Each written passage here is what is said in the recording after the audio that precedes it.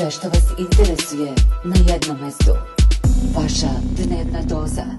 Prijavite se.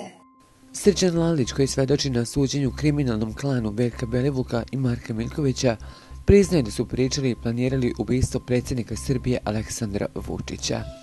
Za tu namenu, tvrdi Lalić, vođa kovačkog klana Radoje Zvicer obezbedio je oko 5 miliona eura i balističku pomoć dela NBA, koji je hteo da svrgne političku strukturu u Srbiji.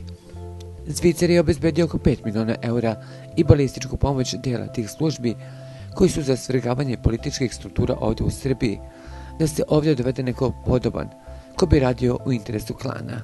U tu svrhu su već i bila sprovođene neka delovanja preko društvenih mreža i ispisivanje parola. Najveću prepreku su vidjeli u predsjedniku. Bilo je dogovoreno da prvi veći protesti budu uz velike nemire, a sve u cilju pritiska na vladajuću strukturu. Bilo je reči i oko atentata na predsjednika. Bilo je reči o postavljanju eksplozivnih naprava na javnim površinama, rekao je Lalić.